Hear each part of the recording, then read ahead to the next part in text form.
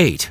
Record-breaking marine cranes. In 2015, the newly built Hyundai 10,000 floating crane made news headlines for being the world's biggest operating sheer-leg floating crane. The 10,000-ton piece of machinery is equipped with 2 booms, each measuring nearly 600 feet, 183 meters long. The Hyundai 10,000 is also the world's most powerful crane of its kind in terms of lifting capacity. During the same year of the floating crane's debut, construction began on a different type of vehicle called the SSCV Sleipnir.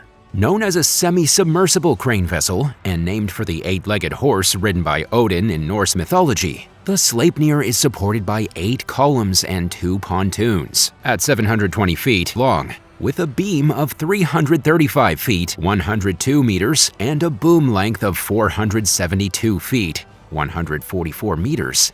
It's the world's largest machine of its kind. It's also insanely heavy, with an overall weight of more than 300,000 tons, and booms weighing 1,615 tons each. The main hoist is capable of lifting up to 11,000 tons, and can raise objects as high as 443 feet, 135 meters above the waterline. Upon its completion in 2019, the Sleipnir surpassed the previous record holder, the SSCV Thielf, as the world's most formidable semi-submersible crane vessel. Both machines are owned and operated by a Dutch company called Hirama Marine Contractors. The company also owns the world's 3rd largest SSCV and is responsible for the construction of several other similarly massive machines, which are necessary for operating in the rough waters of the North Sea. 7. Neom. In 2017, Saudi Crown Prince Mohammed bin Salman announced his plan to build a smart city called Neom in the country's northwestern province of Tabuk. With a projected cost of $500 billion, the project is part of an effort to diversify Saudi Arabia's oil-dependent economy. Based on a new concept called zero-gravity urbanism, the sprawling 10,200 square mile, 26,418 kilometers squared metropolis will be over 33 times the size of New York City. It will have as many as 10 main districts, including a city composed of 2 parallel mirror-covered skyscrapers stretching 106 miles, 170 kilometers from the coast to the mountains. According to the plans, it'll house 9 million people. Mohammed's vision for Neom also includes flying taxis, high-speed rail, and a floating industrial complex called the Oxagon, located along the Red Sea coast. It'll operate as an advanced and clean industrial center and shipping hub. For outdoor enthusiasts, a site in the Sarwat Mountains called Trojena will offer a year-round ski resort, an interactive nature reserve, mountain biking, water sports, and a wellness facility. In addition to Neom's ambitious futuristic infrastructure, Mohammed said that it will operate independently from the existing governmental framework, with its own tax and labor laws and an autonomous judicial system. Excavation for the project finally began in late 2022. But many people remain skeptical that Neom will turn out to be the sci-fi-like city of the future that Mohammed envisions it as. Only time will tell. 6. Gothard Base Tunnel. One of the biggest challenges of shipping goods between certain parts of northern and southern Europe is getting them across the Alps, which stretch nearly 750 miles across 7 countries. Until recent years, the vast majority of cargo was transported by truck via winding mountainous roads and tunnels. However, increased traffic over the years has filled these routes to their capacity, and the introduction of the Alpine Protection Act in 1994 required as much cargo as possible to be shifted over to train transport. By then, developers had already started entertaining the idea of a flatter, more direct, and more efficient route through the Alpine Barrier. In 1999, work began on the Gothard Base Tunnel, a 35.5-mile-long, 57.1-kilometer, low-level railway tunnel that cuts straight through the Alps, reducing transport time and providing travelers with a faster connection than the region's roads offer. The new railway would also reduce the dangers of truck-related accidents and the pollution that the heavy vehicles release into the environment. The Gothard Base Tunnel was finished in 2016, and it served its purpose well since its official opening the following year. It's the first flat route through the Alps, or any mountain range for that matter, and is the world's longest railway tunnel. At a maximum depth of 8,040 feet, 2,450 meters, or just over 1.5 miles, 2.4 kilometers, it's also the world's deepest structure of its kind. Building the tunnel was difficult and dangerous. 9 workers lost their lives throughout its construction. Engineers drilled and blasted through 73 different kinds of rock and excavated nearly 31 million tons of rock to create the passageway. The project took nearly 17 years and cost more than $12 billion, but was completed on time and within budget. Around 2/3 of the 130 to 160 trains that pass through the tunnel every day are freight carriers, while the rest are filled with passengers who are happy to shave anywhere from an hour to 2 hours and 40 minutes off their travel time. 5. China's Tibetan Mega Dam. In 2021, after announcing its goal to become carbon-free by 2060, the Chinese government revealed its plans to build a hydroelectric mega dam in the Tibetan Autonomous Region that would make the country's Three Gorges Dam, which is currently the world's largest structure of its kind, look insignificant in comparison. The project's planners hope to build the facility along the Yarlung Tsangpo River, which runs through the Himalayas at altitudes of more than 16,400 feet and is the world's highest river. It's sacred to Tibetans, who rely on the river for fresh water and don't believe in interfering with nature the way Beijing reportedly plans to by building the dam. In fact, China has built thousands of dams throughout the Tibetan Plateau, giving locals no say over the matter. It's unclear whether the project is underway, but if the dam becomes a reality, it'll produce 3 times as much hydroelectric power as the current record holder.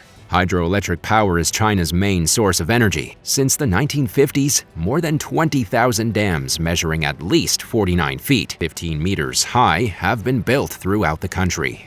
According to experts, the proposed megadam could be the riskiest structure of its kind ever created. Officials plan to build it along the most remote stretch of the Yarlung Tsangpo River, an area that's highly prone to catastrophic mudslides and some of the strongest earthquakes in recorded history. The location is also very close to a disputed border between China and India, and the construction of the dam could potentially escalate tensions between the countries. Despite the risks, planners seem intent on building the structure at that specific location, which has been described as one of the planet's greatest untapped hydropower resources. When news of the mega dam project broke, it was still in the proposal stage, and authorities disclosed very few details.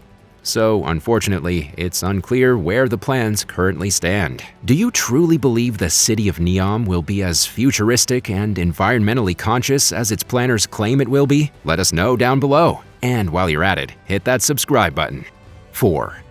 Africa's Great Green Wall. The Sahara Desert is the world's largest hot desert, and it's not even done growing yet. In recent years, people have become increasingly concerned about what the future holds, as the dry, inhospitable landscape encroaches on the semi-arid Sahel region that acts as a barrier between the desert to the north and the savanna to the south. According to scientists, the Sahara is 10% bigger now than it was a century ago, and they suspect that climate change is at least partially to blame. In fact, people began noticing the desert's growth as far back as the 1950s, when British biologist and environmental activist Richard St. Barbe Baker proposed planting a 30-mile thick, 50-kilometer buffer of trees to contain the expanding Sahara. The idea failed to take off, but was revisited a half-century later in 2002. Leaders and officials from the community of Sahel-Saharan states approved the project in 2005. And in 2007, the African Union endorsed the proposal. They called it the Great Green Wall, but it quickly grew from a tree planting initiative to an organization dedicated to combating desertification and land degradation.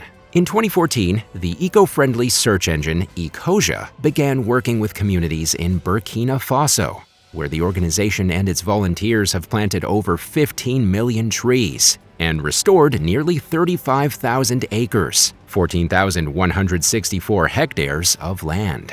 Ecosia's efforts have since spread to Ethiopia and Senegal, where they're also seeing success with regenerating the landscape. As of 2016, 21 African countries were contributing to the Great Green Wall through various projects and initiatives, who are all working toward the same goal.